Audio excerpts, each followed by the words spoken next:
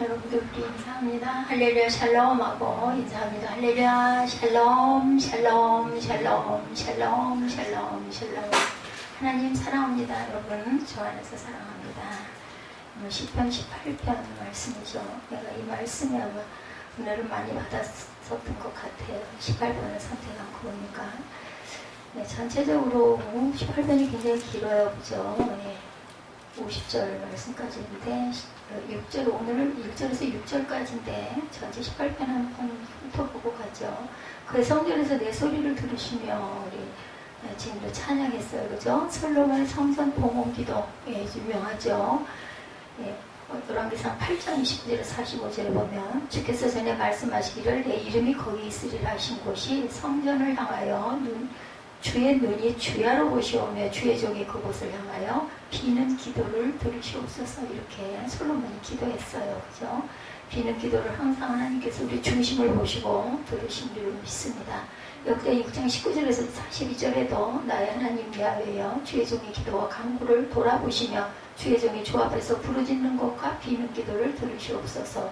주께서 전에 말씀하시기를 내 이름을 거기에 두리라 하신 곳 이 성전을 향하여 주의 눈이 주야로 보시오며 종이 이곳을 향하여 비는 기도를 들으시옵소서. 응답이 있었죠. 역대 7장 16절에 그곳에 하는 기도에 내가 눈을 들고 귀를 기울이니 이는 내가 이미 이 성전을 택하고 거룩하게 하여 내 이름을 여기에 영원히 있게 하였습니다. 내 눈과 내 마음이 항상 여기 있으리라. 이렇게 대답을 하십니다. 여러분들 그룹이라는 거 아시죠? 10절에 보면은 그룹의 이야기가 나오고 있죠. 그룹을 타고 다니시며 바람 날개를 타고 높이 솟아오르셨도다 말씀합니다. 날개 달린 천사를 가리키는 말로 하나님을 경배하고 찬양하는 일과 관련해서 사용을 하죠. 내 의를 따라 상을 주신다 20절에 나와 있어요. 여호와께서 내 의를 따라 상 주시며 내 손을 깨끗함을 따라 내게 갚으셨다. 이렇게 말씀합니다. 여기서 의인은 야훼의 도를 지키고 악하게 하나님을 떠나지 않는 것, 그것을 얘기합니다. 21절에 답이 나오죠. 이는 내가 야훼의 도를 지키고 악하게 내 하나님을 떠나지 아니하였으며 그의 모든 규례가 내 앞에 있고 내게서 그의 율례를 버리지 아니하였습니다. 이럴 때 하나님께서 우리에게 상을 주신다라는 거죠. 말씀을 지킬 때 상과 복을 주신다. 신명기 28장 1절에서 14절이죠. 잘 아시죠? 저주의 말씀은 엄청 깁니다. 축복은 1절부터 14절까지죠. 마태복음 5장 6절 의에 줄이고 목마른 자는 복이 있나니 그들이 배부를 것이다. 여호와의 도, 창조의 목적이고 택한 목적이 바로 21절 여호와의 도를 지키고 이유는 규례를 얘기합니다. 쉽게 말하죠. 이렇게 말씀하고 있습니다. 자비로운 자에게는 사악한 자에게는 주의 거스름을 보이시리니 25절에 증거합니다. 자비로운 자에게는 주의 자비로우심을 나타내시며 완전한 자에게는 주의 완전하심을 보이며 깨끗한 자에게는 주의 깨끗하심을 보이시며 사악한 자에게는 주의 거스름을 보이신다. 그래서 27절에 주께서 공고한 백성을 구원하시고 교만한 눈을 낮추신다고 말씀하세요. 우리가 하나님 앞에는 절대로 겸손해야 합니다. 주께서 나의 등불을 켜셨고 나의 내 하나님 내 흑암을 밝히시리다. 내가 주를 의뢰하고 적군을 향해 달리는 내 하나님을 의지하고 담을 뛰어넘나이다. 이렇게 말씀하고 있습니다. 이솝 우화에 이런 이야기가 있어요. 여러분도 들어보신 분도 계실 것 같아요. 밀림의 왕이 사자가 시원한 그늘 안에서 낮잠을 자고 있었습니다. 그때 사자 곁을 지나가던 모기 한 마리가 배가 고파서 사자를 공격하기로 마음을 먹었어요. 그리고는 사자의 가장 민감한 부분은 어디겠어요? 콧과 눈동이와 귀를 사정없이 쏘아댑니다. 처음에는 대수롭지 않게 생각하던 사자가 모기가 자신을 너무나 괴롭히니까 괴로워요. 조그만한 여기도 꽃나무들이 있어서 그런지 아주 눈에 보이지도 않게 조그만 게 막 날아다니면서 냄새나는 부위로 달려드는 것 같아. 입이나 코나 이런 데로 와가지고 굉장히 따갑더라고요. 보니까 잘 보이지도 않아. 너무 빠르기도 하고. 그래서 저는 이 사자의 마음을 이해할 것 같아요. 화가 나서 모기가 고래고래 소리를 지릅니다. 밀림에서 난다긴다는 다른 동물들은 사자가 큰 소리를 내면 모두 두려워 도망가는데 모기는 도망을 가지 않고 오히려 사자에게 더 놀려대고 괴롭히는 거예요. 이봐 사자야, 내가 아무리 강하다고 해도 나는 너를 조금도 무서워하지 않아. 내가 발톱으로 핥히고 이빨로 물어 뜯는다 해도 이런 보호와 구원의 하나님, 네, 이런 것들. 그런다 해도 나는 아무것도 겁이 없나 이렇게 얘기를 했다라는 거죠. 우리가 각자의 삶의 분량만큼 항상 하나님께서 베풀어 주신 구원을 우리가 항상 찬양해야 된다라는 것. 두려움을 비워야 합니다. 아까 우리 유집사님 두려워하지 말고 겁내지 말자 이렇게 얘기하는데 이 모기가 사자를 보고 감히 이렇게 물어뜯는다 해도 나는 겁낼 거 없어 두려울 거 없어 하는 이런 마음. 이렇게 우리를 물어뜯고 달겨드는 거는 뭐예요? 사단이죠. 제가 참 많이 믿음이 부족하구나 하는 생각을 많이 합니다. 하루가 가는 게 너무나 아쉽기도 하고 가긴 가야 되는데 이런 마음이 있더라고요. 보니 믿음이 연약해서 그렇죠. 하나님을 기쁘시게 우리가 그럴수록 더 찬송하고 구원의 하나님을 높여야 할 줄 믿습니다. 구원의 하나님 시편 27편 1절입니다. 야훼는 나의 빛이요 나의 구원이시니 내가 누구를 두려워하리요. 아까 찬양이 나오죠. 야훼는 나의 반석이시오. 야훼는 내 생명의 능력이시니 내가 누구를 무서워하리요. 이게 바로 27편 말씀이죠. 의인의 구원은 야훼께 있습니다. 시편 37편 39절에 의인들의 구원은 야훼께로부터 오나니 그는 환난 날에 그들의 요새시로다. 아멘. 하나님의 구원을 우리는 기뻐해야 합니다. 그렇기 때문에 시편 25편 9절에 온유한 자를 정의로 지도하시며 온유한 자에게는 그의 도를 가르치시리라. 그래서 4절에 보니까 사망의 줄이 나를 얽히고 불의의 창수가 나를 두렵게 하였으며 아까 찬양 우리 했죠. 수월의 줄이 나를 두고 사망의 오로가 내게 이르렀도다 이렇게 고백하고 있습니다. 보호와 구원의 하나님을 노래하고 찬송을 시작한 다윗은 이제 하나님께서 자신을 구원한 역사에 대해서 묘사하죠. 이게 간증이에요. 간증. 요즘으로 얘기하면 다윗은 자신이 당한 극심한 환난에 대해 말하기를 사망의 줄이 불의의 창수 음부의 줄 사망의 올무다 이렇게 묘사합니다.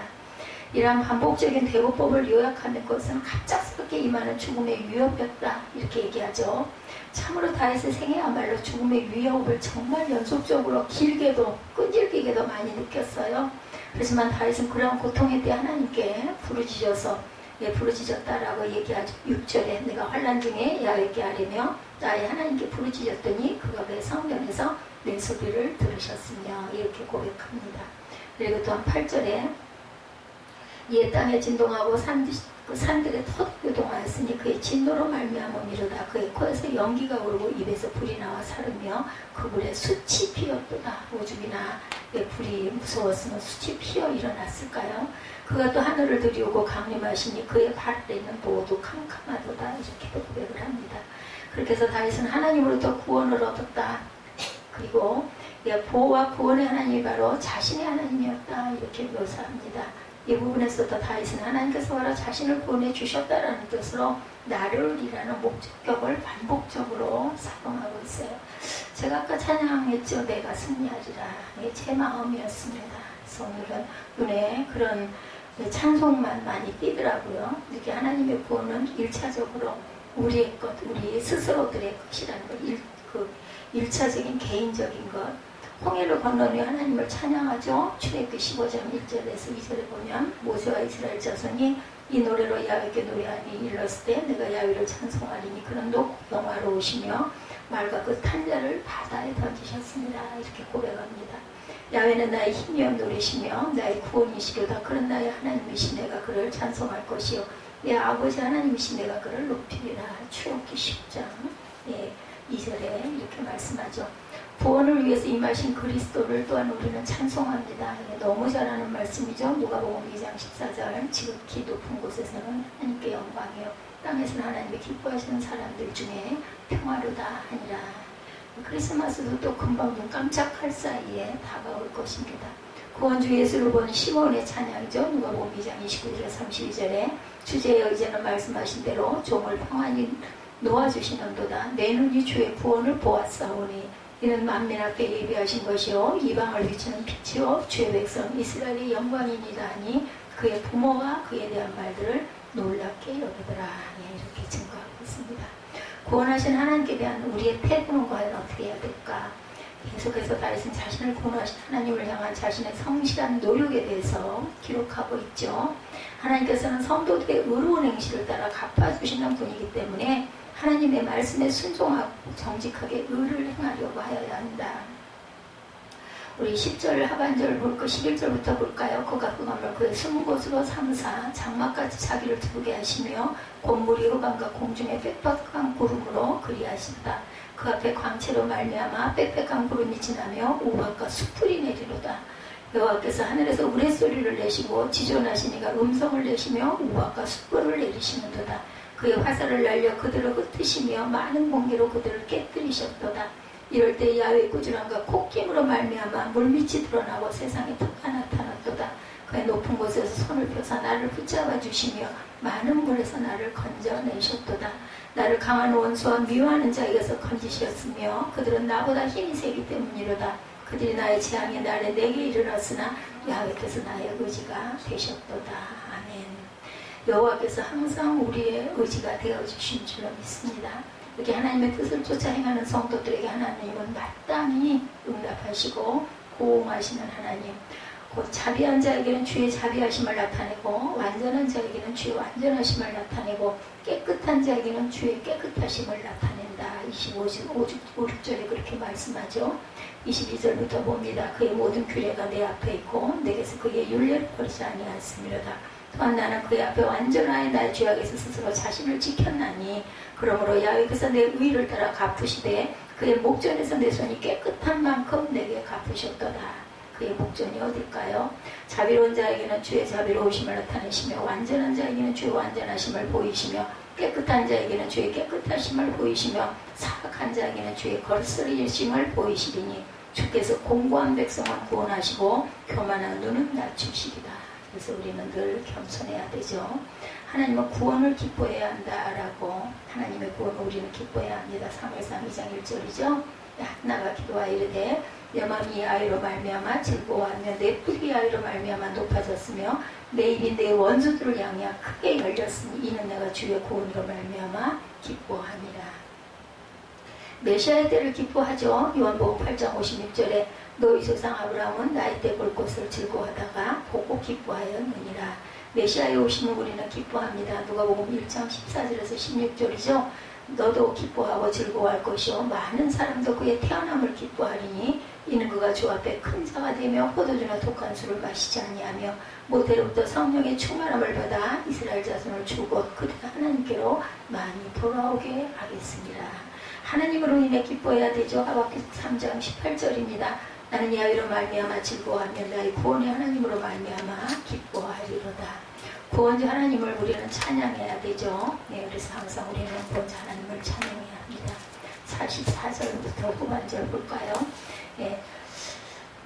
주께서 나의 백성의 다툼에서 건지시고 여러 민족의 의tum으로 삼으셨으니 내가 알지 못하는 백성이 나를 섬기리이다. 그들이 내 소문을 들은즉 즉시로 내게 청조모하며 이방인들이 내게 복종하리로다.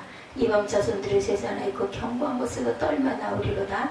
야훼는 살아계시니 나의 반석을 찬송하며 나의 구원의 하나님을 높일지라. 이 하나님이 나를 위하여 보복해 주시고 민족들이 내게 복종하게 해 주시도다. 하나님께서 우리를 높여주시고 그리고 악한 자를 보복해 주신 하나님이다. 구원자 하나님께 대해 길게 노래한 다윗은 이제 감격적으로 하나님을 찬양합니다. 오직 하나님만이 참 신이시며 능력을 가진 분이라 하면서 마침내 정의로운 하나님의 능력이 악한 무리를 모두 무찌를 것이다. 마치 이 부분은 전투 장면을 연상할 수 있을 만큼 흥분감이 감도는 시적 표현이 등장하고 있어요. 37절에서 46절 부분 히브리어 동사들이 모두 미완료 시제로 되어 있어서 현재에서 미래까지 계속되는 일과 미래에 되어질 일을 묘사합니다. 특히 이 일은 다윗이 묘사하는 하나님의 구원이 단순히 다윗 때만이 아니라 오늘날까지 저와 여러분에게도 악한 세력에 대한 하나님의 승리를 알려주고 계시죠. 이 부분은 다윗이 예언적으로 기록한 부분이라고 할 수 있죠. 그래서 미래형을 썼다. 미완료형을 썼습니다. 예수 그리스도의 죽으심과 부활 때 결정적인 사단과의 전투에서 승리한 이후에 오늘날에도 사단에 대한 하나님의 승리는 진행 중이고 결정적으로 주님께서 재림하실 때 완결될 것입니다. 하늘나라에서 영원한 찬송 계시록 5장 11절입니다. 내가 또 보고 들음에 보좌와 생물들과 장로들을 둘러선 많은 천사의 음성이 있으니 그 수가 만만이여 천천이라 큰 음성으로 이르되 죽임을 당하신 어린 양은 능력과 보와 지혜와 힘과 존귀와 영광과 찬송을 받으시기에 합당하도다 하였더라. 하나님을 찬송할 이유가 우리는 너무나 많죠. 베드로전서 2장 9절 잘하는 말씀이죠. 너희는 택하신 족속이요 왕같은 제사장들이요 거룩한 나라요 그의 소유가 된 백성이니 이는 너희를 어두운 데서 불러내어 그의 귀한 빛에 들어가기 심히 아름다운 덕을 선포하게 하려 하심이라.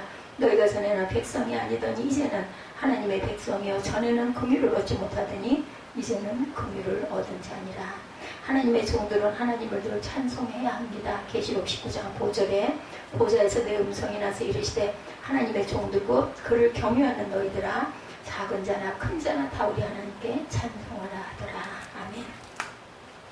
열방 중에 찬송 받으실 하나님이십니다. 열방 중에 찬송 받으실 하나님. 예, 우리 50절 49절에서 50절이죠. 야훼의 이름으로 내가 이방 나라들 중에서 주께 감사하며 주의 이름을 찬송하리이다. 야훼께서 그 왕에게 큰 구원을 주시며 기름 부음 받은 자에게 인자를 베푸시며 영원토록 다윗과 후손에게로다. 저와 여러분들에게입니다. 자신의 생에 함께 하시면서 구원을 베푸신 하나님을 다윗은 묘사하면서 마지막에 이방인 예배자들과 함께 하나님을 찬양한다 이렇게 묘사합니다. 주의 기름 부음 받은 자인 메시아를 기대하면서 그 메시아를 모든 열방들이 기대한다는 구원론적 결론으로 마무리를 하죠. 하나님의 구원은 세계적이고 그리스도는 이 세상을 구하기 위해 이 땅에 오신 것임을 다윗은 천명하고 있다라는 것. 하나님 찬송은 명령입니다. 시편 9장 11절입니다. 너희는 시온에 계신 야훼를 찬송하며 그의 행사를 백성 중에 선포할지어다. 모든 수단을 동원해서 찬양해야 되죠. 시편 150편 3절에서 5절입니다. 나팔소리로 찬양하며 비파와 수금으로 찬양할지어다. 소고치며 춤추어 찬양하며 현관과 현악과 퉁소로 찬양할지어다. 큰 소리 나는 재금으로 찬양하며 높은 소리 나는 재금으로 찬양할지어다. 호흡이 있는 자마다 야훼를 찬양할지어다. 할렐루야. 호흡이 있는 자는 모두 하나님을 찬송했다. 우리 모두는 하나님께서 찬양받으시기 위해서 예배받으시기 위해서 지으신 피조물이죠. 호흡이 있는 자마다 야훼를 찬양할지어다. 모든 육체가 하나님의 성호를 영원히 사랑해야 한다. 시편 145편 21절입니다. 내 입이 야훼의 영예를 말하며 모든 육체가 그의 거룩하신 이름을 영원히 송축할지어다. 다윗의 생애에 함께 하시고 구원과 보호와 능력을 베풀어 주신 하나님은 오늘날 우리에게도 동일하게 역사하신다는 것. 다윗이 고난의 세월을 길게 살았죠. 그만큼 하나님의 사랑도 많이 받았다는 거 잊지 맙시다. 우리가 다윗같이 우리의 삶을 통해서 하나님께 찬양을 드릴 수 있는 그런 삶을 살아내야 되겠죠. 고난스러우면 고난스러운 대로 더욱더 하나님을 붙드시기 바랍니다. 다윗이 마지막 부분에 묘사한 대로 하나님께서는 온 세상을 향한 구원을 계획하셨고 실행하셨고 그리고 인식하고 그 구원을 전파하는 일에 우리는 또한 앞장서야 되겠다. 아까 그 사자 얘기 제가 그렇게 했어요. 그죠? 예. 그랬더니 이와 사자 내가 아무리 강하다 해도 나는 널 조금도 무서워하지 않아. 내가 발톱으로 핥히고 이빨로 물어 뜯는다 해도 그래봤자 여자가 자기 남편에게 바가지를 긁는 것보다 나을 게 없을걸. 나로 말하자면 나는 너보다 몇 배는 힘이 세지. 내가 그렇게 생각하지 않는다면 나랑 한번 붙어볼래 했다는 거예요. 모기가 어처구니 없는 말을 듣고 사자는 어땠을까요? 모기의 그 말을 들은 척도 하지 않고 무시하죠. 그래서 모기는 사자의 콧구멍 속으로 들어가서 아무 곳이나 마주고 물어뜯기 시작했으니까 얼마나 고통스러웠겠어요. 사자의 털이 없는 얼굴 부분도 여기저기도 물어뜯었습니다. 사자는 날카로운 발톱으로 모기를 잡으려고 발을 이리저리 휘둘러 보았지만 날아다니는 모기를 잡을 수는 없겠죠. 결국 사자는 얼굴이 퉁퉁 부은 채 모기에게 항복을 하고 말았다는 이야기입니다. 사자를 이긴 모기는 승리의 노래를 부르며 신나게 날아다녀서 어떻게 됐을까요? 그러다 불과 얼마 지나지 않아 모기는 거미줄에 걸려 꼼짝을 할 수가 없게 되었고 거미에게 잡혀먹히는 신세가 되고 말았어요. 거미에게 잡혀먹히게 된 모기가 통곡을 하며 이렇게 말했다고 합니다. 모든 동물 중에 가장 강한 사자를 이긴 내가 한낱 거미에게 잡혀먹히다니. 이솝우화는 여러 가지 동물들을 빗대어 우리가 살아가는 삶의 모습을 그려주고 있는 특징을 갖고 있죠. 예, 사자를 이긴 모기와 거미. 예, 라는 제목의 우화 역시 우리의 인생의 단면을 그려주고 있다고 생각되지 않으십니까? 우리는 힘을 가지고 세상을 살아갈 때 유익하다고 생각하지만 힘을 그리려고 굉장히 노력들을 하지만 그 힘이 단순히 육체적인 힘만을 의지하는 건 아니죠. 어떤 사람은 배움이 힘이라고 생각하고 많은 학식을 쌓으려고 합니다. 학위를 얻으려고 노력을 합니다. 또 어떤 사람은 돈이 세상에서 가장 큰 힘이라고 생각하고 돈을 버는 일에 안간힘을 쓰기도 합니다. 20세기 최고의 철학자라고 말하는 영국의 버트란트 러셀은 우리 인간이 가지는 힘을 세 종류로 구분합니다. 첫 번째는 물리적인 힘이다. 그 힘을 가진 사람들은 주로 폭력과 탄압 등으로 그 힘을 사용하려고 해요. 두 번째 힘은 경제적인 힘이다 얘기합니다. 제가 예를 들었죠. 돈에 집중하는 사람, 돈을 많이 가져 돈의 힘으로 세상을 지배하는 사람들이 이 경제적인 힘을 가진 사람들. 세 번째 힘은 정신적인 힘입니다. 정신적인 영향력을 미치는 것을 힘의 사용이라고 생각하죠. 교육과 종교의 힘이 바로 이 정신적인. 우리 그리스도인들은 영적 충만합니다. 이렇게 얘기하죠. 성령 충만 받자 이런 얘기를 많이 합니다. 세상에 아름답게 돌아가기 위해서는 정신적인 힘이 세상의 가치가 되어야 한다고 저도 생각합니다. 오늘 우리가 살아가는 세상 경제적인 힘인 돈이 가장 강력한 힘이 되었어요. 경제적인 힘 무시할 수 없습니다. 있어야 우리가 무엇도 행하고 할 수 있죠. 물론 물리적인 힘이 지배하는 세상보다 조금은 낫겠지만 돈의 힘이 지배하는 세상 역시 결코 아름다울 수만은 없습니다. 그렇다면 여러분이 원하는 힘을 가질 수 있는 기회가 주어진다면 여러분들은 어떤 힘을 가지시겠습니까? 여러분이 어떤 어려움에 처했을 때 어려운 상황을 이겨내기 위해서 가장 필요한 힘은 여러분은 무엇이라고 생각하십니까? 오늘 본문에서 대답을 하고 있죠. 다윗의 시이죠. 18편이 어느 때 지은 시인지 본문 표제에 이렇게 말씀합니다. 야훼께서 다윗을 그 모든 원수들의 손에서와 사울의 손에서 건져주신 날에 다윗이 이 노래의 말로 야훼께 아뢰어 이르되 이렇게 정리되어 있어요. 다윗은 왕이 되기 이전에 굉장히 많은 어려움, 시련을 겪죠. 어린 나이에 아버지의 심부름으로 전쟁터에 나갔다가 블레셋 장수 골리앗이 이스라엘 백성들 앞에서 하나님을 모독하는 말을 듣고 가만히 있을 수가 없어서 의분이 일어난 거죠. 그래서 달려나가죠. 예, 아주 유명한 말을 하고 있죠. 너는 창과 무기로 나를 대항하지만 나는 야훼의 힘으로 내가 달려간다. 하나님의 영으로 내가 싸우러 달려간다고 물맷돌 하나로 그만 급소를 명중해가지고 그리고 사실인가요? 얼마 전에 그 미이라가 발견됐다. 그 중앙에 이렇게 폐허에서 돌의 흔적이 있다라는 얘기를 제가 어디에서 봤는데 정확한 말인지 아니면 뭐 루머인지는 모르겠지만 어찌됐든 간에 군사훈련을 받아본 적이 한 번도 없던 다윗, 골리앗과 당당히 싸워서 이긴 힘 아래는 그 양떼들을 보호하려고 밤낮으로 양떼를 지켰던 그 다윗의 그 신실한 그 믿음과 사랑이 있었기 때문이다. 저는 그렇게 생각을 합니다. 그냥 어느 날 갑자기 그 마음만으로 싸워가지고 골리앗을 이길 수는 없었겠죠. 이스라엘 백성들조차 두려움에 떨 정도로 무시무시한 골리앗 장국, 거구라 그러죠. 다윗이 전혀 두려움 없이 싸우러 나가죠. 이게 바로 하나님이 주신 힘이겠죠. 제가 그 힘이 부족해서 이렇게 매일매일 하루하루 가는 게 겁이 나기도 하고 안 갈 수도 없고 정말 그런 상황인 거예요. 알아요. 알면서도 마음이 그런 건 어찌할 수가 없죠. 다윗이 그렇게 골리앗과 싸우러 갈 수 있는 용기, 목동 생활을 하면서 하나님께서 사나운 맹수로부터 자신과 양떼를 보호해 주신 경험 때문이기도 합니다. 그래서 우리가 그게 우리 여러 가지 어려움과 연단을 겪는 게 꼭이 나쁜 것만은 아니라는 것. 때로는 양떼를 지키기 위해서 사나운 맹수와 싸워야 할 때도 하나님께서는 그때마다 자신을 지켜주셨다. 의지할 곳이 어디 있었겠어요. 그 캄캄한 밤중에 하나님을 찾았기 때문에 다윗이 훌륭한 왕이 되고 이렇게 지금까지 몇천 년 후까지 우리 입에 거론이 되는 그런 다윗이 됐죠. 사나운 맹수로부터 자신을 지켜주신 하나님을 의지하고 나간다면 골리앗도 충분히 이길 수 있다고 당당하게 맞서 나가죠. 다윗이 한 10살쯤 더 든 나이였다면 과연 이럴 수 있었을까 이 생각도 들더라고요. 그리고 그의 믿음대로 하나님의 도우심으로 다윗은 골리앗을 쓰러뜨리고 맙니다. 골리앗을 쓰러뜨림으로 인해서 이스라엘 전쟁에서 승리를 거두게 한 다윗은 이스라엘 백성들에게 인기를 얻다 보니 또 쫓겨낸 신세가 되죠. 사울이 죽인 사람은 천천인데 다윗이 죽인 사람은 만만이라고 백성들이 노래를 부르는 바람에 그만 사울의 마음에 질투가 일어나가지고 10수년을 죽이려고 쫓아다니죠. 더구나 다윗을 왕궁에 불러서 가까이서 지켜보니까 모든 일을 너무나 지혜롭게 잘 처리하고 또라교 용모도 준수했다고 하죠. 그리고 다윗은 아주 지금 이 시대로 보면 대단한 음악가였던 걸로 저는 생각이 됩니다.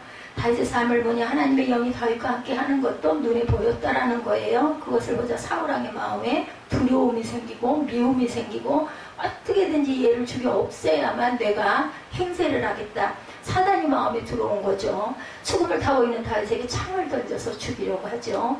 한두 번이 아니었어요. 심지어는 다윗을 자신의 사위로 삼아놓고도 마음이 놓이지를 않아서 계속 기회 있을 때마다 다윗을 죽이려고 합니다. 사울왕이 자신을 죽이려 해서 다윗은 늘 도망을 다녀야 했어요. 어느 때에는 다윗을 잡기 위해서 군사 3,000명을 보내기도 하고 자신이 직접 군사를 이끌고 다윗이 있는 곳을 찾아가 다윗을 죽이려고도 합니다.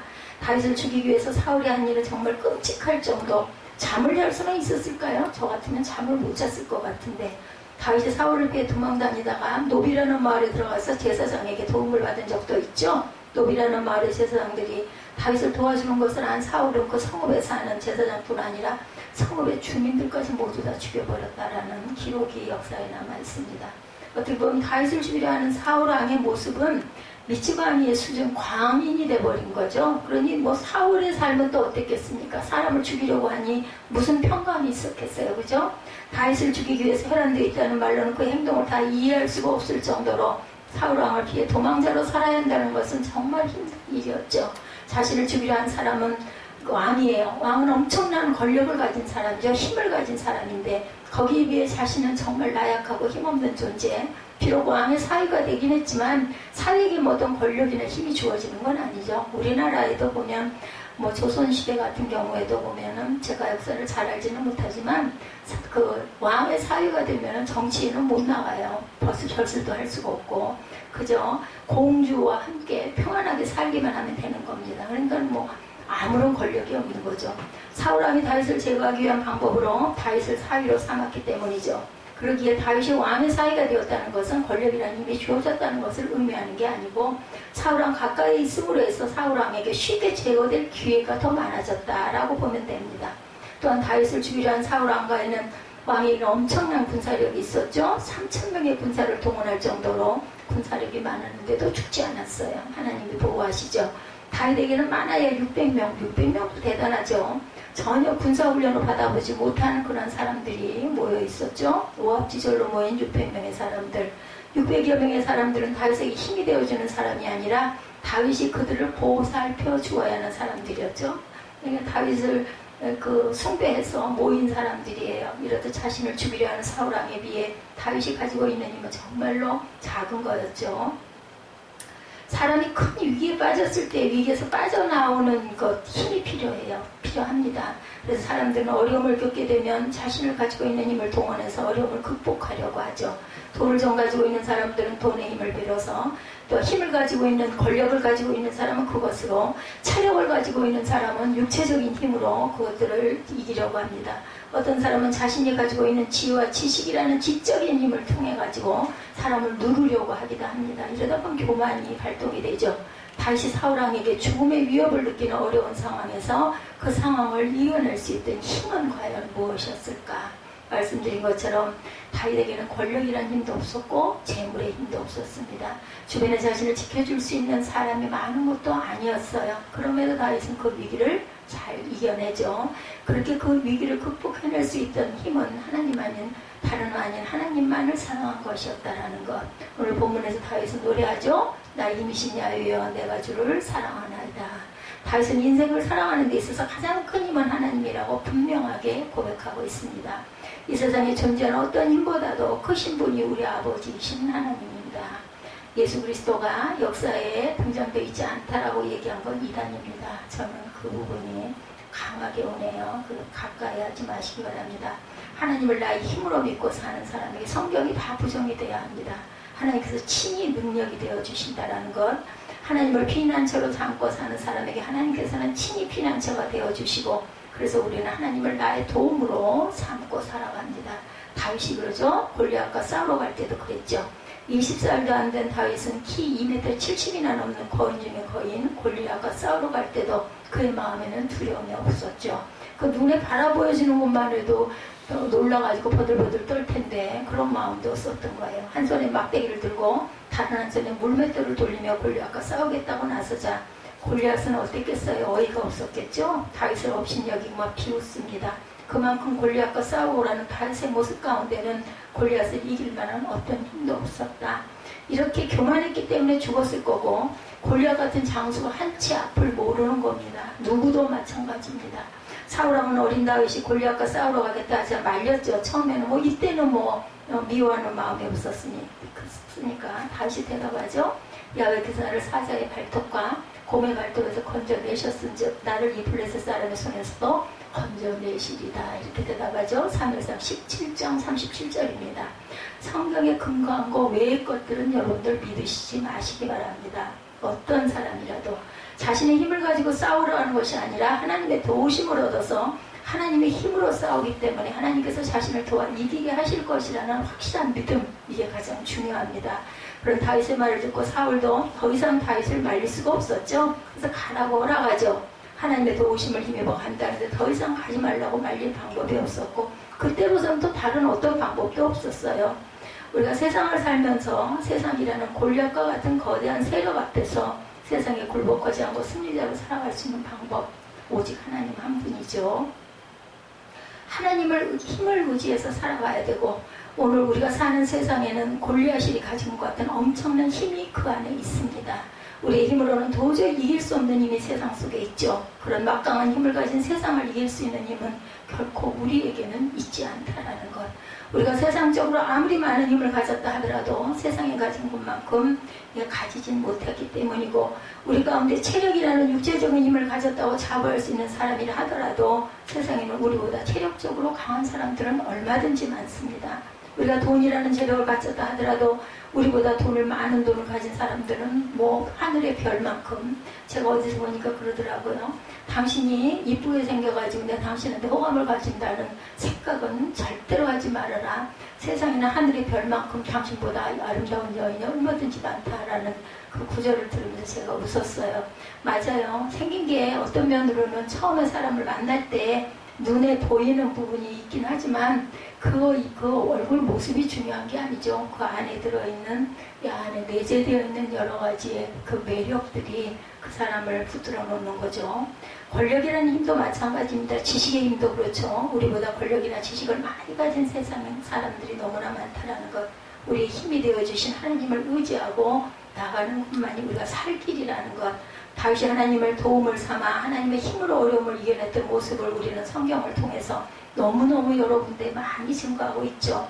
여러분들 너무 잘 아는 말씀이니까 길게 말씀을 안 드리겠지만 저는 28장 말씀 속에서 엄청난 은혜를 받았습니다. 다윗이 사울왕을 피해 도망다니던 중 너무너무 힘들 때 사무엘 선지자를 찾아가죠. 사무엘 선지자는 어린 다윗에게 기름을 부어 하나님께서 사울왕 대신에 이스라엘의 왕으로 다윗을 세우셨다는 사실을 알려준 사람이기도 합니다. 그런 사무엘 선지자는 다윗에게 영적인 스승이었고 하나님의 대리인처럼 여겨졌던 사람이었기 때문에 오죽이나 답답하면 다윗이 사무엘을 찾아가죠. 다윗이 너무도 힘이 들 때 사무엘 선지자를 찾아가서 다윗의 마음에 힘을 더 북돋아주는 말을 듣고 싶죠. 도망다니는 피곤함이 또한 사라집니다. 사울이 자신을 죽일지 모른다는 두려움도 사라집니다. 사무엘 선지자를 만나는 순간 하나님께서 당신의 계획을 이루어 가시기 위해서 자신을 지켜주실 것을 확신할 수 있었기 때문이죠. 그래서 다윗은 사무엘 선지자를 찾아갔고 사무엘 선지자가 죽은 후에는 이스라엘 땅에 머물지 못하고 바람 광야로 몸을 피했다가 결국 블레셋 땅으로 돌아가죠. 그만큼 다윗 왕에게 사무엘 선지자는 하나님의 품과 같은 사람이었습니다. 비단 사무엘 선지자만 그런 것은 아니죠. 다윗은 도망다니던 중에 제사장 아히멜렉을 찾아가기도 합니다. 아히멜렉을 통해서 또한 도움을 받고 용기를 얻습니다. 그래서 우리는 내가 혼자 서서 살아가기는 정말 어렵죠. 주변에 믿음의 사람들과 하나 되고 같이 의지하고 같이 중보하고 같이 마음을 모을 줄 알아야 된다는 거. 교회는 더군다나 말할 것도 없죠. 선지자나 제사장을 통해서 하나님께서 자신을 도우시고 자신을 버리지 않는다는 사실을 다윗은 새삼 제삼 깨닫습니다. 이런 믿음이 다윗을 하여금 힘이 들 때 그것을 이기게 만든 원동력이 되기도 하죠. 보이지 않으시는 하나님을 의지한다는 것 여러분들 쉽지 않죠. 그래서 우리 인간은 뭔가 눈에 보이는 걸 자꾸 찾게 됩니다. 다윗은 그럼에도 불구하고 세상적으로 힘이 되어주는 뭔가를 바라보거나 찾아가는 것이 아니라 하나님의 품을, 그리고 하나님의 품에 그러한 선지자들이나 그러한 기름 부음 받은 자들을 찾아가죠. 하나님의 사람인 선지자를 찾아가고 하나님의 사역을 감당하는 제사장을 찾아갑니다. 거기서 하나님의 도우시는 손길을 또한 경험합니다. 우리가 힘이 들 때 하나님을 찾으시고 하나님이 우리 힘이시기 때문이라는 것을 깨달으시고, 여러분들 지금 선지자나 무슨 제사장이 안 계세요, 그죠? 예수께 기도하고 찬양하는 힘으로 여러분들 이겨나가시기 바랍니다. 하나님께로 가까이 가는 방법 가운데 하나가 하나님이 계시는 교회이죠.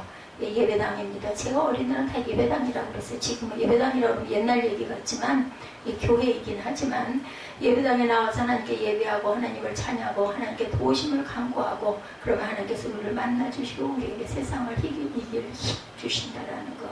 혹시 여러분은 개블랄티라는 약 기억하십니까?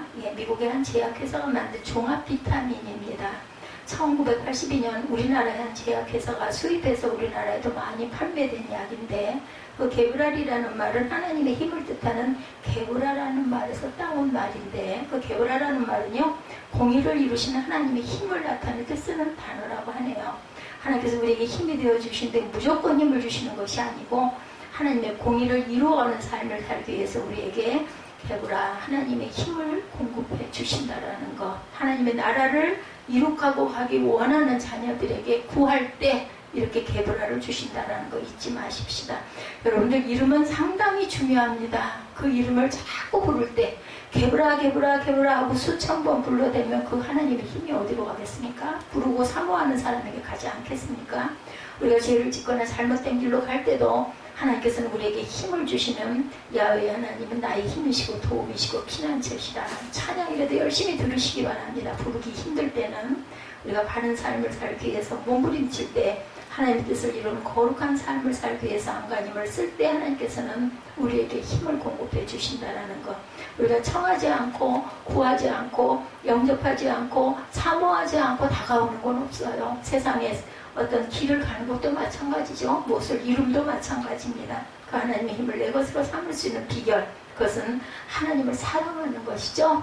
내 하나님을 사랑하라, 그리고 내 이웃을 사랑하라. 예수께서 두 계명으로 지각해서 주고 가셨어요. 잊지 마시기 바랍니다.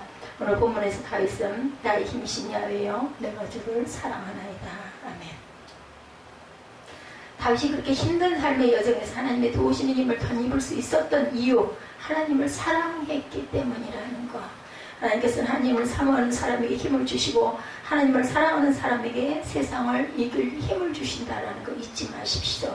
세상에서 가장 무서운 힘이 있다면 그것은 사랑의 힘이죠. 사랑보다 더 강한 힘은 없습니다. 사람 변하는 거 보세요. 그죠?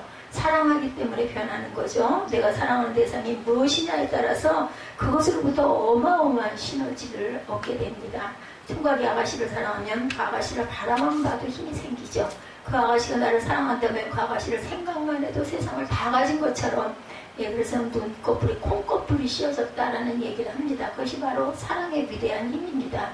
만약 돈을 사랑하면 그 돈에서 힘을 얻죠. 그 돈을 벌기 위해서는 물불을 가리지 않고 돈이 생기면 더 힘이 나서 더 모으고 먹지도 못하고 쓰지도 못하고 벽에다 발라놓고 구들정 속에다 감춰놓고 결국은 돌아가요. 그럴지라도 그걸 벌 때는 얼마나 큰 힘이 났겠습니까? 우리는 어리석은 인생이긴 하지만 어찌됐든 간에 그 돈을 사랑함으로 인하여 돈에 그냥 집중을 하는 것처럼 우리가 세상을 살아가면서 가장 사랑해야 할 대상은 바로 하나님이시라는 것. 이렇게 다 해놓고는 하나도 못 누리고 돌아가는 것보다는 힘을 받아가지고 우리가 잘 살고 영적으로 충만한 게 좋지 않겠습니까? 하나님을 사랑하는 사람은 하나님으로부터 엄청난 힘을 얻는다는 것. 골리앗 앞에서는 다윗처럼 어떤 막강한 힘 앞에도 두렵지 않은 힘을 얻게 되고, 하나님께서는 당신을 사랑하는 그에게 힘 주신다는 것. 하나님은 우리를 사랑하십니다. 하나님께서는 우리에게 모든 것을 아낌없이 주시기를 원하시죠. 그 하나님은 바로 사랑 자체이시기 때문이다. 이렇게 얘기합니다. 하나님께서 우리 힘이 되어주시기 때문에 어떤 어려움이나 고난 앞에서도 두려워하지 않고 담대하게 싸워 이겨나갈 수 있다는 것.